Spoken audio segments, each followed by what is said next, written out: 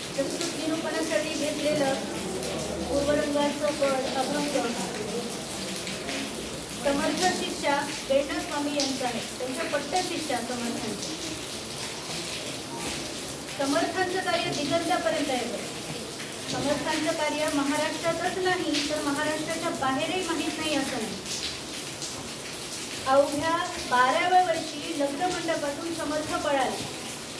आजकाल पळून काय करतात, पण समर्थांनी काय केलं तर समर्थांनी 12व्या वर्षी लग्न मंडपातून पळाले.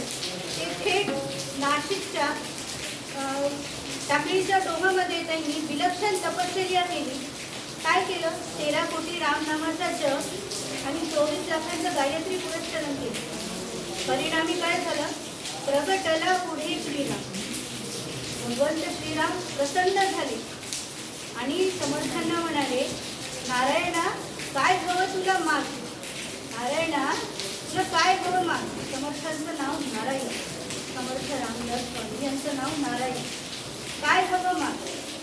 समर्थ म्हणाले, रामा मला काही नको, मला काही नको, फक्त या सनातन धर्मावर जी अवकळा पसरलेली आहे ना ती पूर्ववत करण्याचं मला बळ दे. अहो काय सांगू तू काय, त्या काळामध्ये अक्षरशः आपल्या हिंदुस्थानावर यावनी सत्तेचा हिरवा वरवंटा पसरलेला होता. कोणाचा पायपूत कोणाला नव्हता. अन्न दशा झालेली, तयाचे ऐहिक धड नाही तयाचे परत्र पुसती करे, अशी काही दशा झाली. अन्न दशा. घरातून तरण्या तठा पोरी पळवल्या जायच्या. कापराच्या वडीप्रमाणे हिंदूंची घरं पेटवली जायची. समर्थांनी हे सगळं पाहिलं, हे सगळं अनुभवलं आणि हे सगळं पूर्ववत करण्यासाठी त्या रामरायाजवळ बळ मागितले. काय करायचे समर्थ? 12 वर्षाच्या तपश्चर्येनंतर विश्वभ्रमंती केली त्यांनी आणि चतुर्वर्णिकांना आपल्यामध्ये सामावून घेतलं, आपला शिष्यवर्ग वाढवण्यासाठी. त्या काळी स्त्रियांना कुठलेही अधिकार नव्हते. अहो, तेव्हा परिस्थितीच तशी होती. एखाद्या स्त्रीने कोणाच्या समोर येणं सुद्धा एकदम दुष्कृत्य मानलं जातं. त्या काळी समर्थांनी काय दिव्य केले माहिती का? तर एका बालविधवेला त्यांनी समाज प्रबोधनासाठी समाजासमोर उभं राहून कीर्तन करण्याची परवानगी दिली. अशा या बालविधवेचा म्हणजे वेणास्वामी, त्या बालविधवा इतर कोणी नसून वेणास्वामी, त्यांचा अभंग आपण पूर्वरंगाच्या पदाला घेऊया. पारलौकिक जगाचं कटू जहर पचवून त्यांनी श्रेष्ठतम अशी भक्ती प्राप्त करून घेतली. अशा या वेणस्वामी पूर्वरंगाच्या आटोपतच घेणार आहे. कीर्तन सगळ्यांना जायचं. पूर्वरंगाच्या प्रथम चरणामध्ये वेणस्वामी काय म्हणतात की बंध विमोचन राम माझा, बंध विमोचन राम.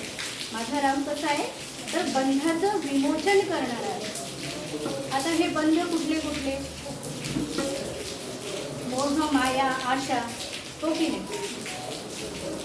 मायाधीनम जगत सर्व, हे सगळं जग मायेनं अधीन झालेलं आहे की लक्षपूर्वक ऐकावी. काय या आपल्या वास्तविक जगतात आपण जगत असताना ही माया जी आहे ती आपल्याला एखाद्या नर्तकीप्रमाणे नाचवते की नाही? मग तिच्या तालावर नर्तकीप्रमाणे जर आपल्याला नाचायचं नसेल तर नक्कीच त्या नर्तकीच्या उलट आपल्याला करावं लागेल. कोण उत्तर देते? कीर्तन करावं लागेल. कीर्तन नाही तर नाही तुम्ही श्रवण भक्ती, पहिली भक्ती करता एकदम श्रेष्ठ अशी भक्ती. नवविधा भक्तीमध्ये श्रवण भक्तीला फार महत्व आहे. तर वेणस्वामी म्हणतात बंध विमोचन राम, धर्माच्या चौकटीत राहून मर्यादा पुरुषोत्तम स्वतःला म्हणून घेतात भगवान श्रीराम.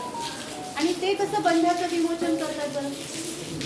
ओके, मर्यादेच्या चौकटीत राम राहून कसं बंधाचं विमोचन करतात?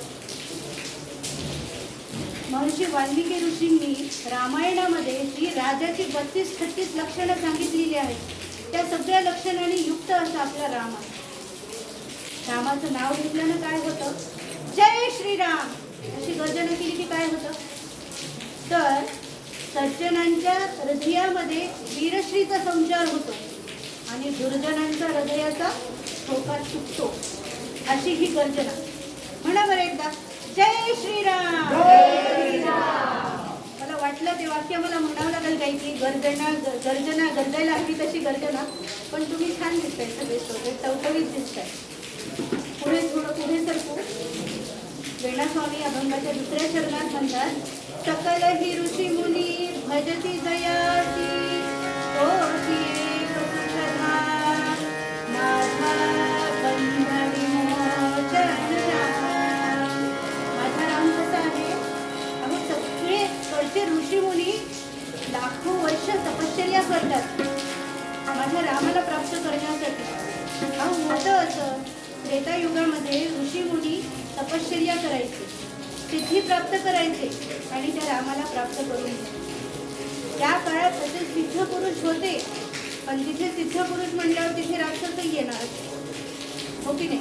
जिथे दुष्टबुद्धी आहे तिथे दुष्टबुद्धी येणार, हो की नाही? मग त्यावेळेस विश्वामित्र ऋषी दशरथाच्या दरबारात आले आणि दशरथ राजाला म्हणाले, ज्येष्ठ तुझा पुत्र मला देई दशरथा. दशरथ राजे म्हणाले, अहो अवघं 12-14 वर्षाचं माझं लेकरू, त्याला तुम्ही घेऊन जाणार? तुम्हाला असं काही वाटत असेल तर मी माझं चतुरंग सैन्य तुमच्यासोबत पाठवतो, मी स्वतः येतो. विश्वामित्र ऋषींनी वसिष्ठ मुनींकडे पाहिलं. वसिष्ठ मुनींनी दशरथांच्या तीनही राण्यांना आदेश केला, तुम्हाला जर वाटत असेल रामाचं लग्न लवकर व्हावं तर तुम्ही विश्वामित्रासोबत रामाला पाठवून आणि राम निघाले तर बंधू प्रेम पहा श्रोते हो. लक्ष्मण उठले आणि म्हणाले मी सुद्धा जाणार दादासोबत. विश्वामित्र ऋषी रामाला आणि लक्ष्मणाला घेऊन निघाले. त्यांनी शस्त्रास्त्र विद्येत पारंगत केलं भगवान श्रीरामांना आणि लक्ष्मणांना. आणि यज्ञ रक्षणार्थ विश्वामित्र ऋषींनी रामांकरवी त्राटिकेचा वध करवला आणि आपला सकल धर्मपंथ सुखी केला. असे हे धर्माचं रक्षण करणारे, सकल ऋषीमुनींचं रक्षण करणारे राम त्या ऋषीमुनींना सुखदाम वाटणार नाही यात काही नवल आहे का बरं. मग तेच तर वेणस्वामी म्हणतात, सकल ही ऋषीमुनी भजती जयासी तोची एक सुखधाम माझा बंध विमोचन राम. वेणस्वामी अभंगाच्या 3ऱ्या चरणात म्हणतात, भाव भक्तीच्या सुलभ साधनी पुरवी सकलही काम माझा बंध विमोचन राम.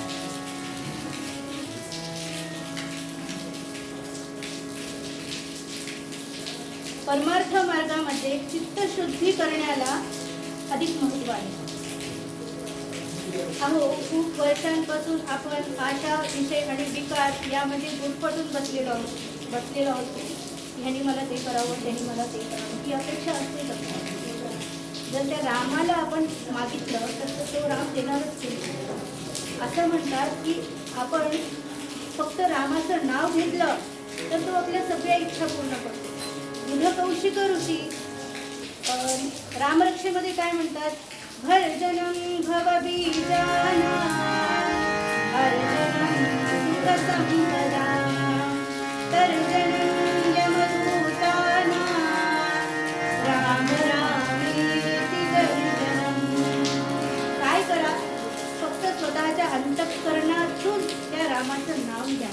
गोंदवलेकर महाराज काय म्हणतात की आपल्या मनामधील उठणाऱ्या विचारतरंगावर रामनामाची मुद्रा उमटवावी. मग आपण राघव पंथावर चालताना तो राघव आपल्याला काहीच कमी पडू देत नाही. मग आता हे राम कसं घ्यायचं तर दासगडू महाराज म्हणतात,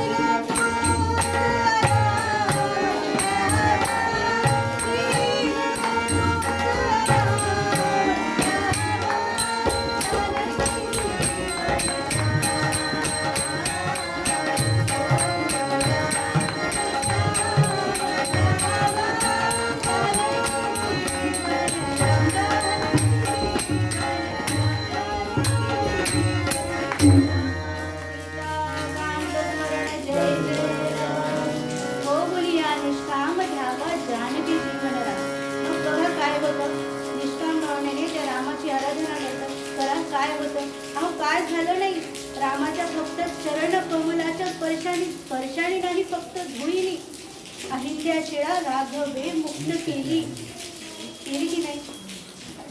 शबरी, अहो भगवान महादेव, देवाचे देव महादेव, त्यांना सुद्धा आराम मिळतो श्रीरामाचं नाम घेतल्यावर. मग आपल्यालाही मिळेल. वेणास्वामी पुढच्या चरणात म्हणतात अभंगाच्या की सद्गुरु कृपया ओळखिला जो कौसल्येचा राम, माझा बंध विमोचन राम. वेणास्वामी म्हणतात मला माझा राम कळला, पण तो कोणामुळे, तर माझ्या सद्गुरूच्या कृपेने. आता सद्गुरू कोण? चंदूमामांनी खूप सांगितले सद्गुरूंचं महत्त्व. खरं तर आपण सद्गुरू कोण, कसे, ते आपण सांगूच शकत नाही त्यांचं वर्णन. कारण संत कबीर काय म्हणतात की आपण सद्गुरूंचं जर वर्णन करायला गेलं तर आपल्याला सब धरती कागज करू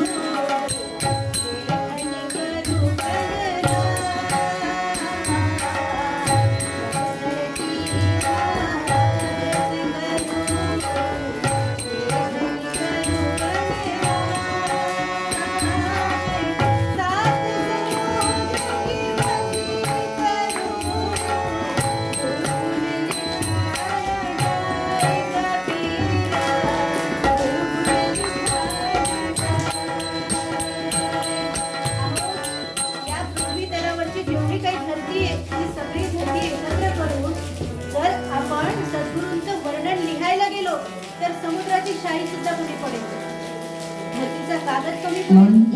एवढं सद्गुरूचं महत्व. संत कबीर असं म्हणतात. तिथे दासगणू महाराज काय म्हणतात, त्यांनी सद्गुरूला कोणाची पदवी दिली, परब्रह्ममूर्ती सद्गुरू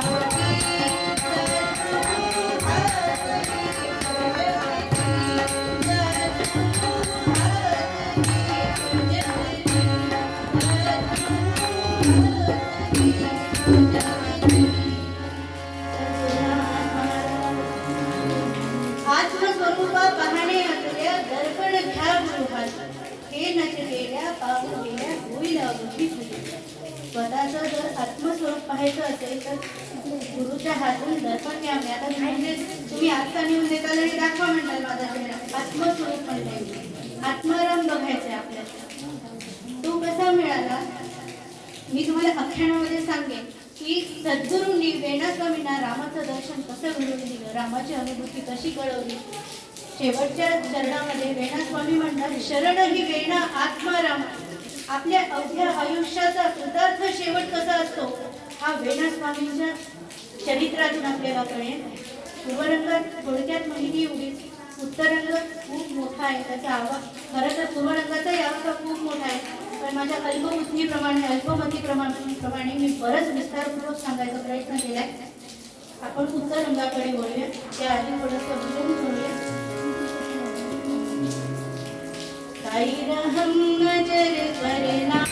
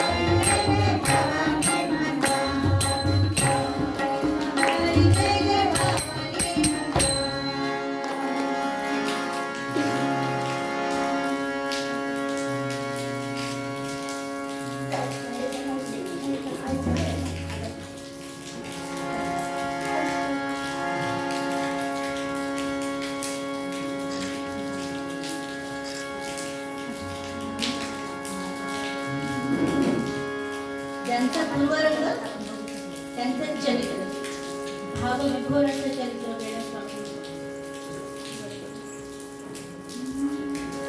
ऐका श्रुती सावध चित्ते श्री गुरुची अद्भुत लीला. ऐका श्रुती सावध चित्ते श्री गुरुची अद्भुत लीला.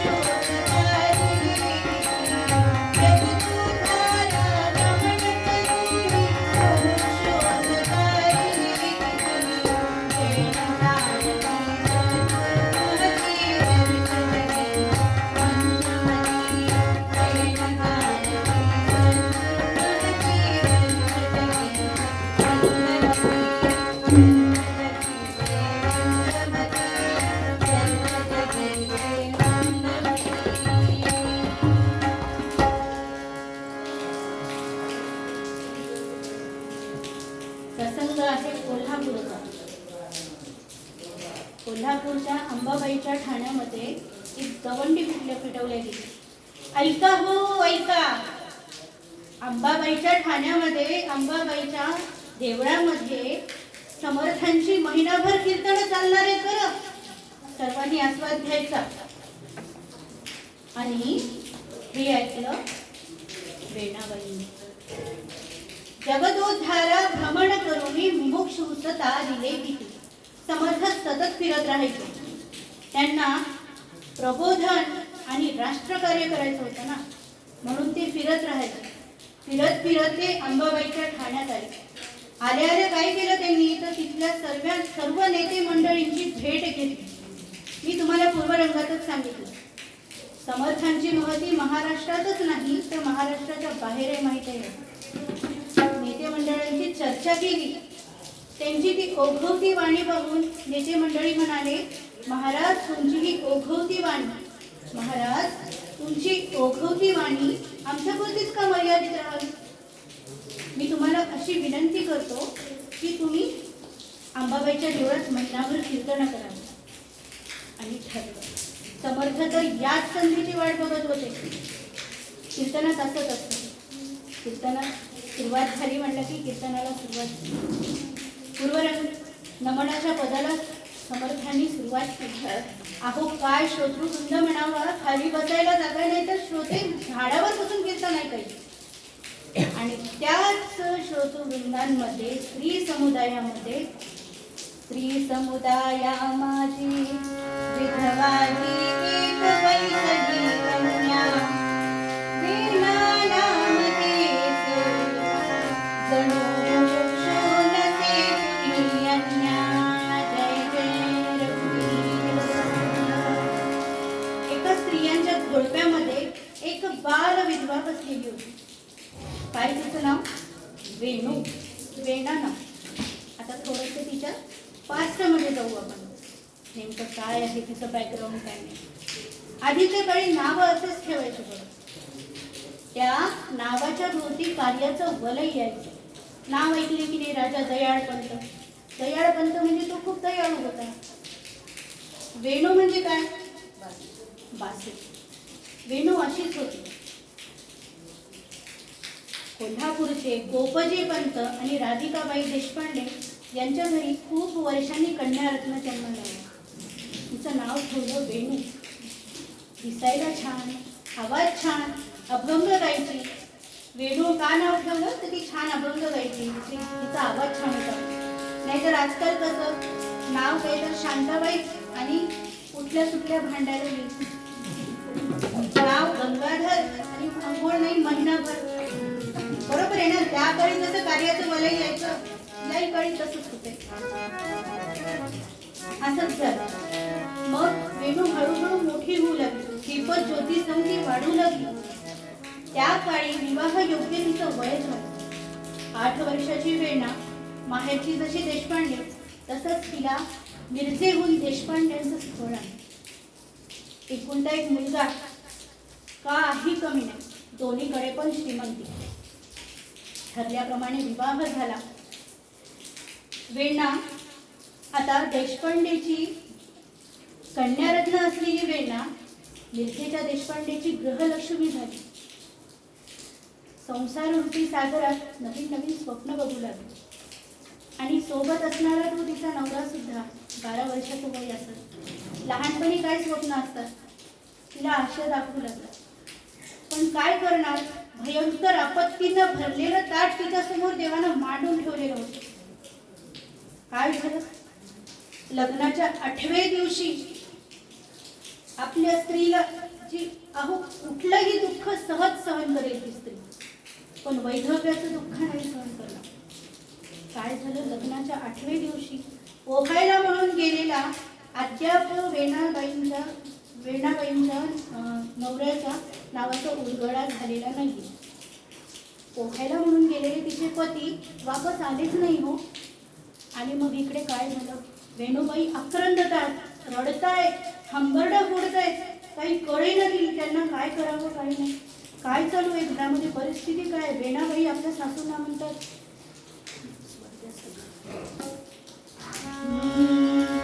भाळीचा मळवट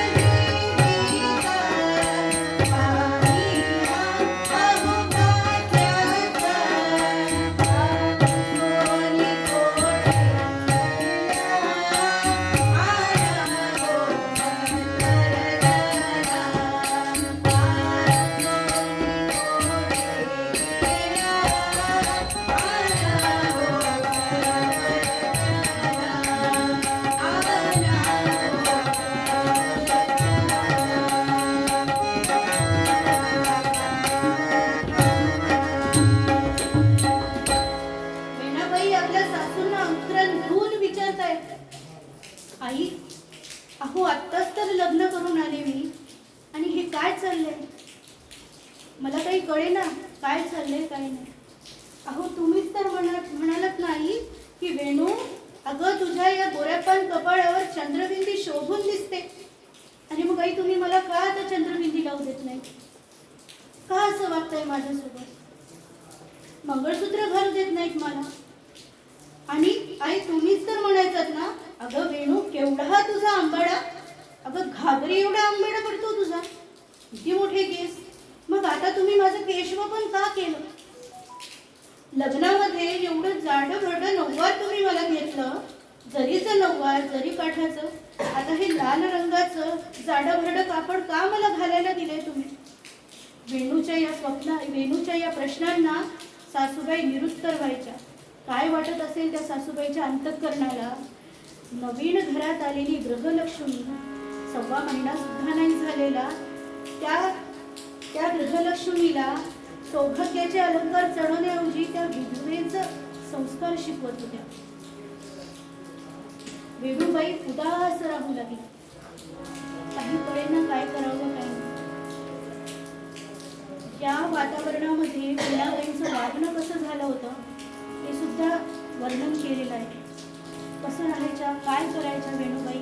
तर जाहली उदासीन प्रतिपाही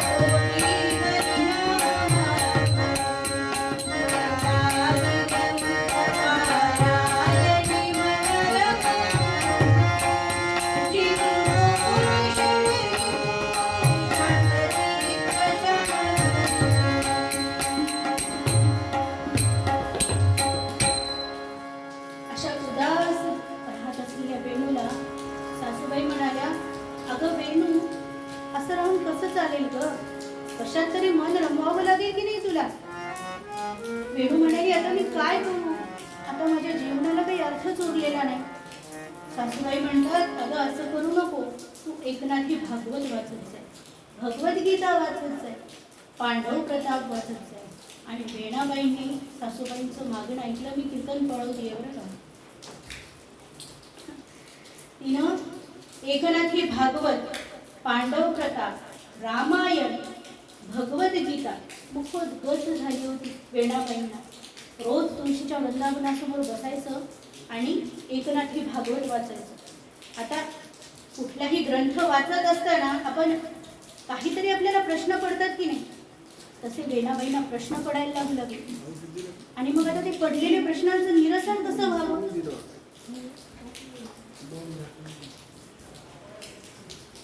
म्हणून वेणाबाई आपल्या घरच्या कुलपुरोहितांना विचारायला गेली की मला काही प्रश्न पडले गुरुजी आणि तुम्ही त्यांची उत्तरं द्या.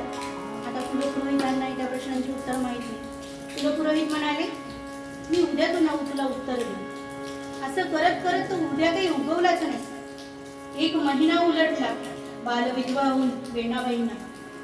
सासूबाई म्हणाल्या, अगं वेणा, तू थोडे दिवस माहेरी जाऊन येतेस का? वेणा म्हणाली, का हो सासूबाई, माझ्याकडून काही अघटित घडलं का?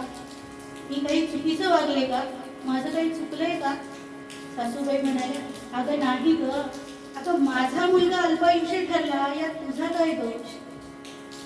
थोडे दिवस माहेरी जाऊन ये, तुझंही मन थोडंसं रमेल. आणि असं म्हटल्यानंतर वेणाबाई चालत चालत इकडे कोल्हापूरकडे आले. आपण पहिल्यांदा कोल्हापूरलाच होतो की नाही, समर्थांची कीर्तन. कोल्हापूरला वेणाबाई आल्या. वेणाबाई दारात उभ्या आणि आईने हंबरडा फोडला. जो रडत रडली. अहो आत्ताच्या क्षणी मुलगी माहेरी गेली तर आई किती खुश होते, पण त्या क्षणी वेणाबाईंची आई जोरजोरात रडायला लागली.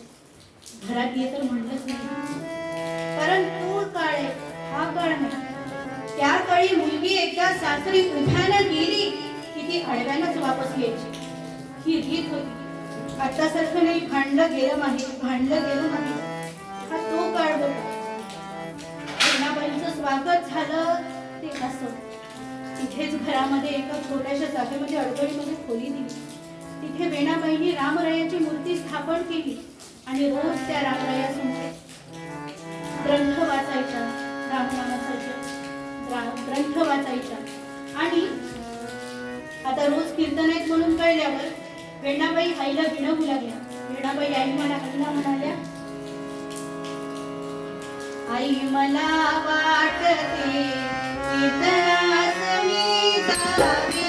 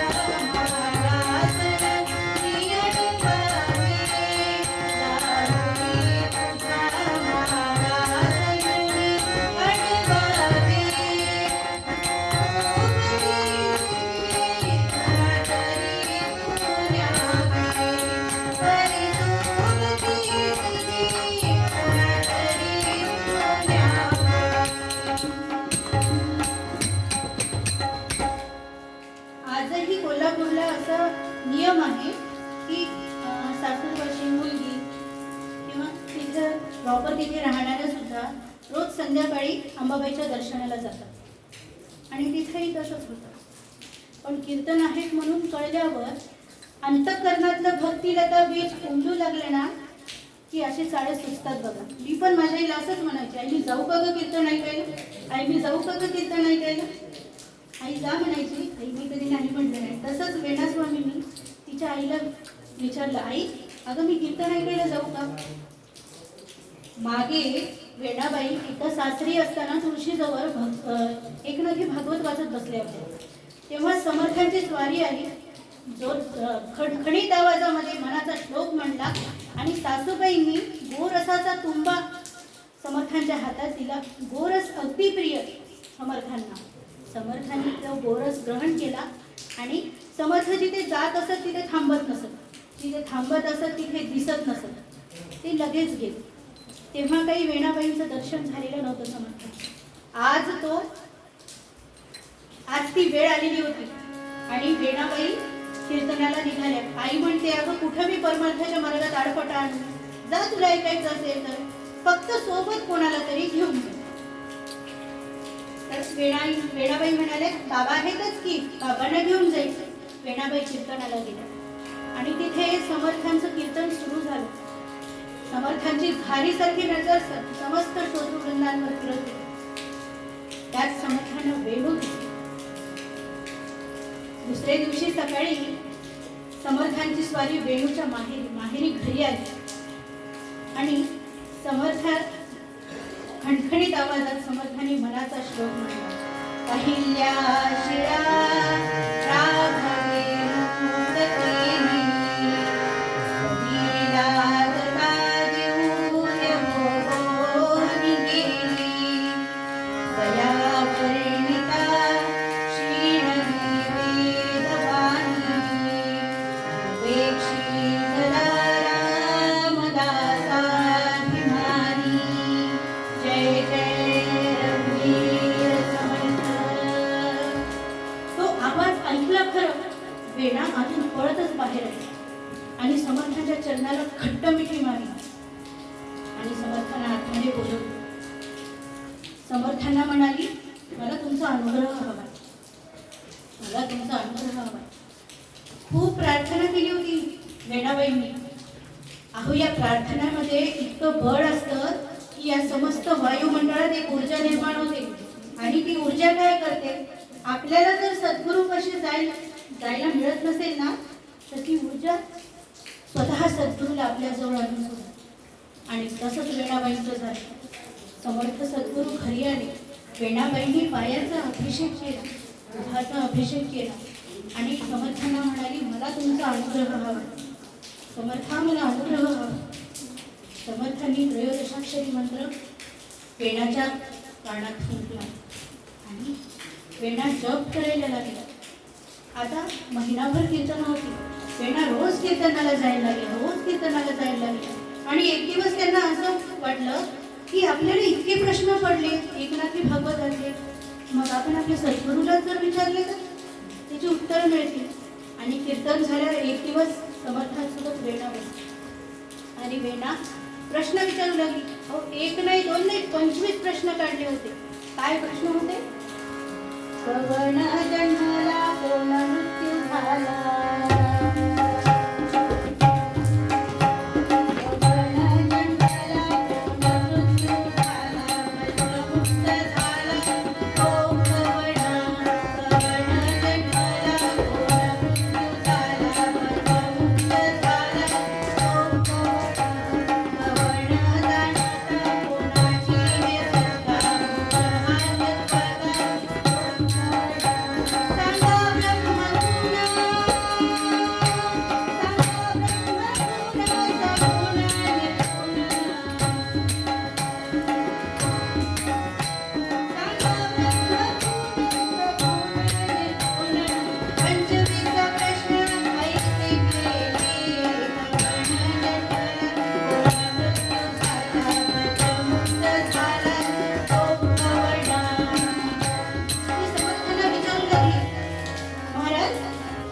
जन्मला कोण, मृत्यू झाला कोण, या बंधनातून बद्धमुक्त झाला कोण?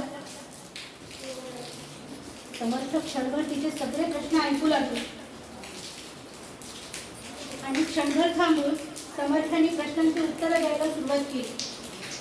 जीव हा जन्मला, जीव मृत्यू झाला,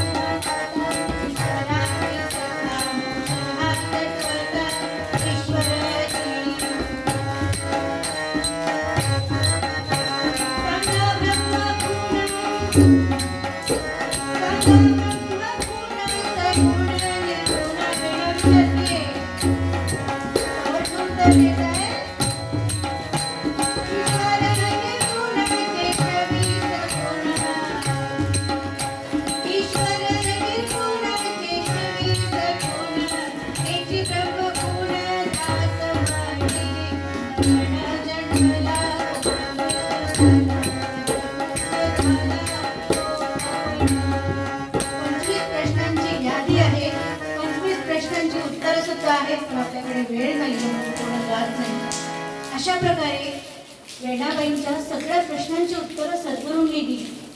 पण काय झालेलं होतं, कीर्तन संपल्यानंतर वेणाबाई इथे बसलेल्या होत्या. मग आता मध्यरात्र झाली. मध्यरात्री बाहेरच्या ओट्यावर कोण बसलेले असतात, टवाळखोर पोरं असतं की नाही. वेणाबाईंचं उत्तरांचं प्रश्नांचं निरसन झालं. वेणाबाई आपल्या खाली मान करून घरी निघाल्या. पण आता हे आजूबाजूच्या पोरांना दुसऱ्या दिवशी सकाळी सभा ठरली की वेणाबाईंच्या घरी गोपाजी पंतांना आणि राधिकाबाई देशपांडेंना आजूबाजूच्या स्त्रिया सुद्धा, माणसं तर माणसं स्त्रिया सुद्धा आल्या आणि म्हणू लागल्या, अहो शोभतंय का तुमच्या मुलीला? अहो विधवा आहे ती, तिला शोभते का असं रात्री अपरात्री बाहेर फिरणं? त्या गोसाव्याच्या जवळ जाऊन बसते काय, त्यांना गप्पा काय मारते?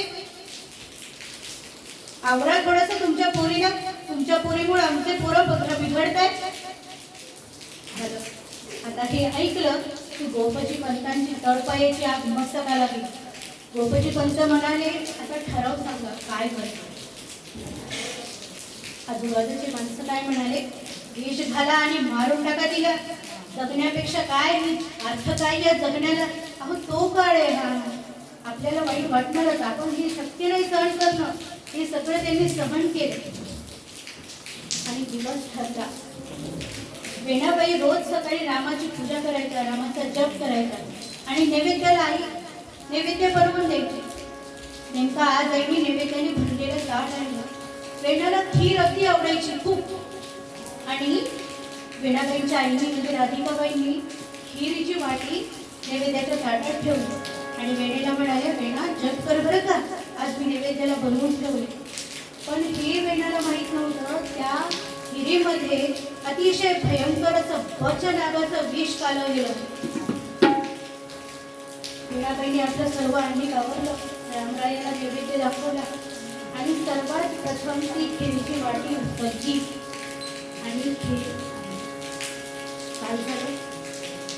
हळूहळू शरीरातले सगळे त्राण गायब होऊ लागले, डोळ्यांची उघडझाप कमी होऊ लागली, अंगातली सगळी शक्ती हीन झालं होतं शरीर, पायांच्या बोटांची हालचाल बंद झाली होती, श्वास बंद झाला होता आणि वेणाबाई धाडकन रामाच्या चरणावर आपलं मस्तक ठेवलं आणि संपलं सगळं. हे सगळं वेणाबाईंच्या आई म्हणजे जन्मदात्री आई आपली पुत्री मृत्युमुखी पडली आहे की नाही असं बघत होती. म्हणजे जन्मदात्री आई मृत्यूदात्री होऊन त्याची खात्री करून घेत होती की माझी मुलगी जिवंत आहे का. मध्यरात्री गोपजी पंतांनी घराच्या मागच्या बाजूला खड्डा खणून ठेवला होता आणि सगळीकडे वातावरण शांत झालं. गोपजी पंत आराम खुर्चीत बसले. हे सगळं काम मध्यरात्री आठवायचं होतं. दिवसा वेळेला विष घातलं होतं, वेणा विपचित पडली होती आणि गोपजी पंत आराम खुर्चीवर बसले. इकडे समर्थांचं कीर्तन सुरू झालं. समर्थांचं आज काही कीर्तनात मनच लागेना, डोळ्यातून घडाघडा धारा वाहत आहे. धाव रे रामराया अशी हाक ऐकू येते आणि वेणाचा आवाज येतोय. वेणाकडे निश्चित पडलेली आहे, पण सद्गुरूंना ठाव लागत असतो अंतःकरणाचा. काय म्हणतीये वेणा? हे श्रीरामा समर्थ सद्गुरुराया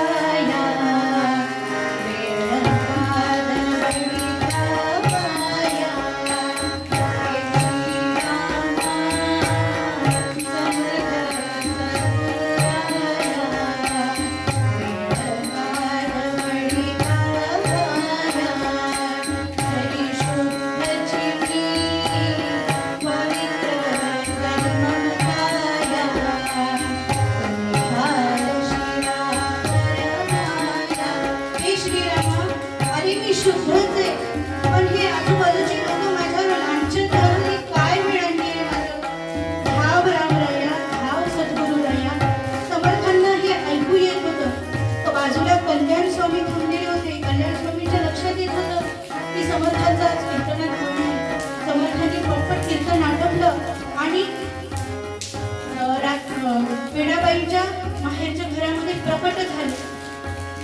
धाडकन उडी मारली. गोपजी पंत घाबरले. कोण आहे तिकडे, कोण आहे तिकडे म्हणाले. समर्थ म्हणाले, आम्ही आम्ही आणि समर्थ गोपजी पंतांना बोलले सुद्धा नाही. धाड धाड पावलं टाकत समर्थ वेणाबाईंच्या खोलीकडे गेले. नुसते असे डोळे त्या खोलीकडे बघितलं, फक्त कृपा कटाक्ष टाकला आपण आणि दार उघडले गेले. समर्थ वेणेजवळ गेले. वेणेच्या डोक्यावरून हात फिरवला आणि रामाला प्रार्थना करू लागले.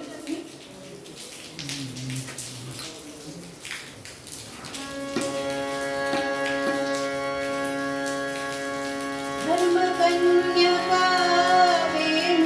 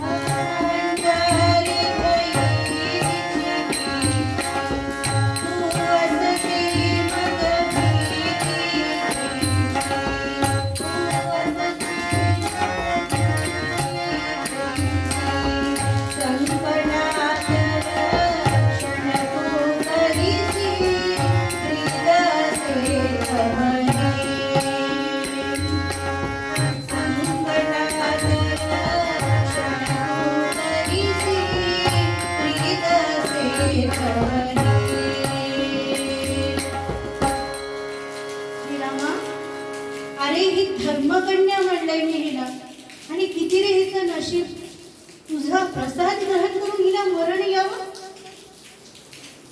असं कसं होईल श्रीरामा? समर्थांनी रामाजवळ 108 मणी जप केला, एक माळ ओढली आणि त्या वेणाबाईंच्या डोक्यावर मस्तकावर हात ठेवला आणि उठ वेणू उठ, आम्ही तुला न्यायला आलो असं म्हणाले.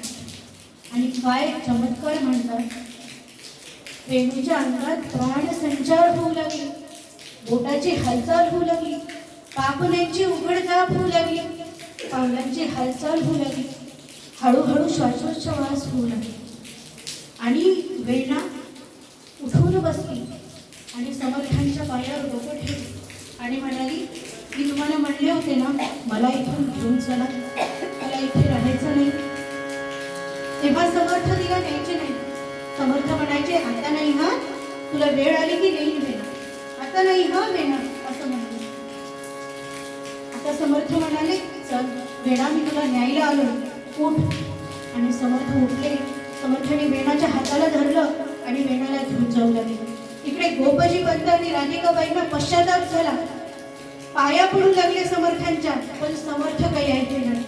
समर्थ अतिशय रागात आलेले.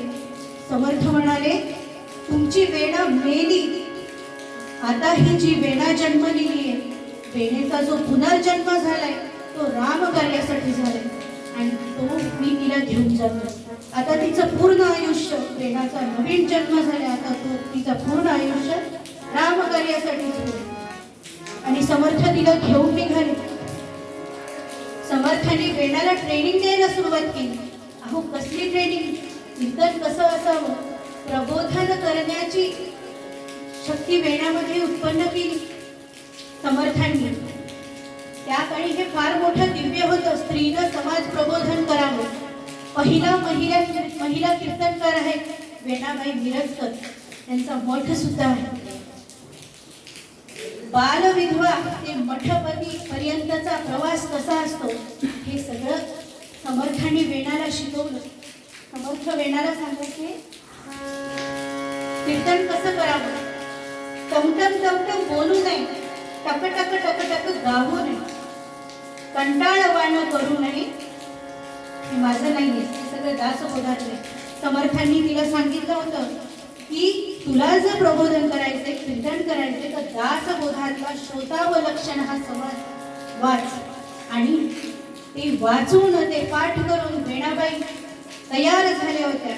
वेणाबाईंनी भरपूर कीर्तनं केली, पण आज जो मी पूर्वरंगाच्या पदाला निरूपणाला जो अभंग घेतलाय तो वेणाबाईंच्या शेवटचा कीर्तनाचा आधार.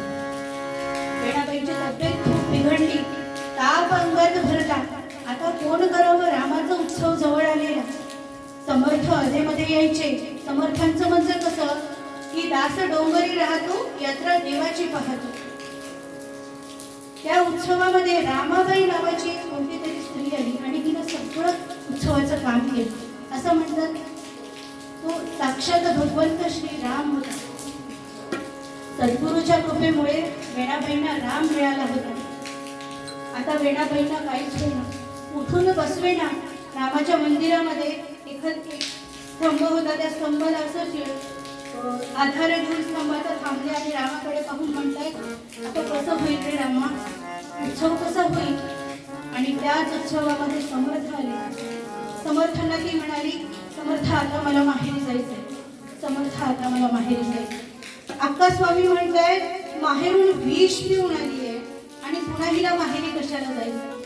परमार्थ मार्गामध्ये माहेर म्हणजे भगवंताचे चरण कमल असतात. चरण कमल म्हणजे माहेर. असं वेणा स्वामींना माहेर पाहिजे होतं. समर्थ म्हणायचे, आता नाही हा वेणा, आता नाही हा वेणा. पण त्या उत्सवामध्ये समर्थ स्वतः आले. समर्थाने वेणेला कीर्तन करण्यास सांगितलं. वेणा म्हणाली, माझ्यात नाही हो क्षमता महाराज, माझ्यात क्षमता नाही. पण समर्थाने तिला कीर्तन करायला उभं केलं आहे. त्या क्षणी जो पूर्वरंगाला वेणास्वामींनी अभंग घेतलेला होता तो अभंग म्हणजे बंध विमोह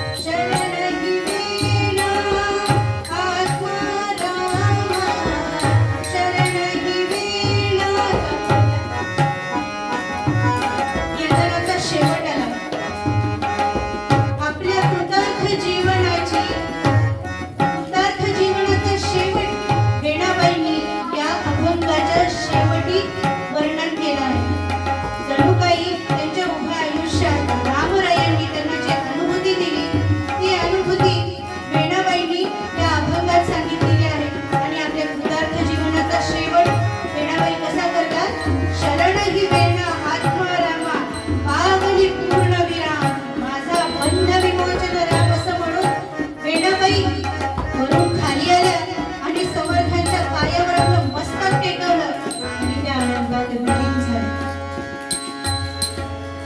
हे आहे वीणाबाईंचं भावविभोर असं चरित्र. बंधातून मुक्त केलं, सद्गुरु कृपया ओळखीला. ह्या सद्गुरूच्या कृपेमुळे सद्गुरूच्या पायावर मस्तक ठेवून वीणाबाई आत्मारामात विलीन झाली. झालेली सेवा तुमच्या सर्व श्रोतृवृंदांच्या चरणी अर्पण करते.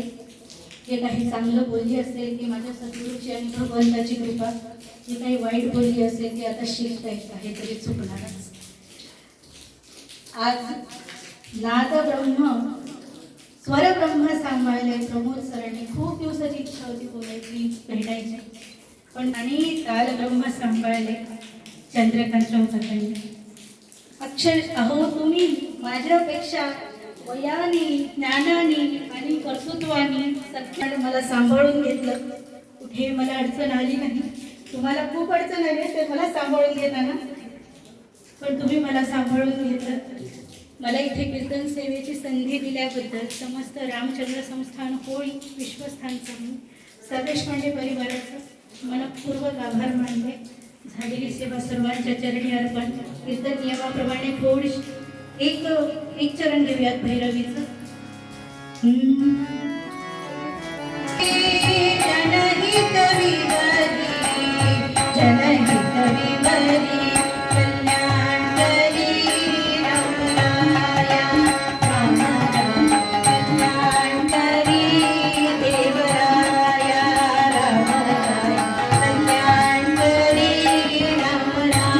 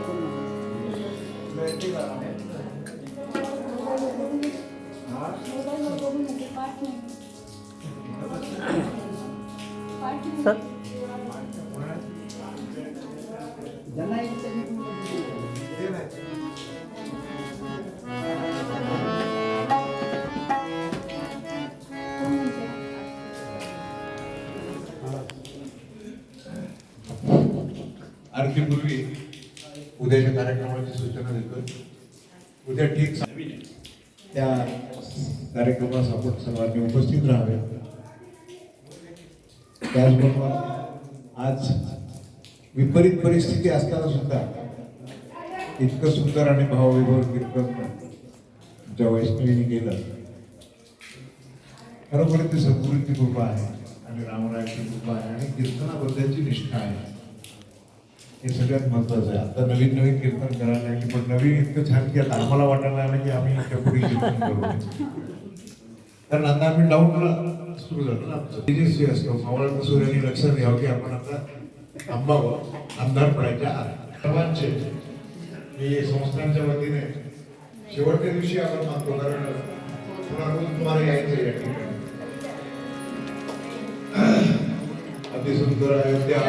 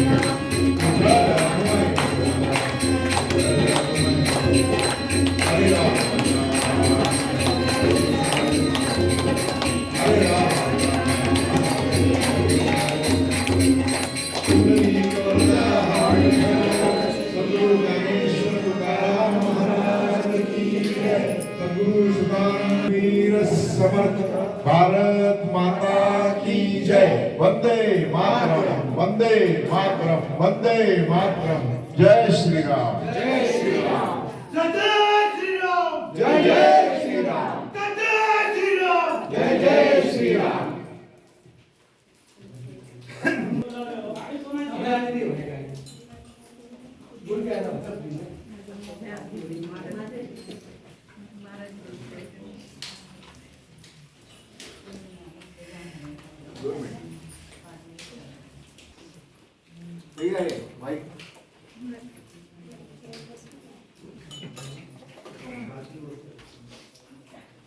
माधुरी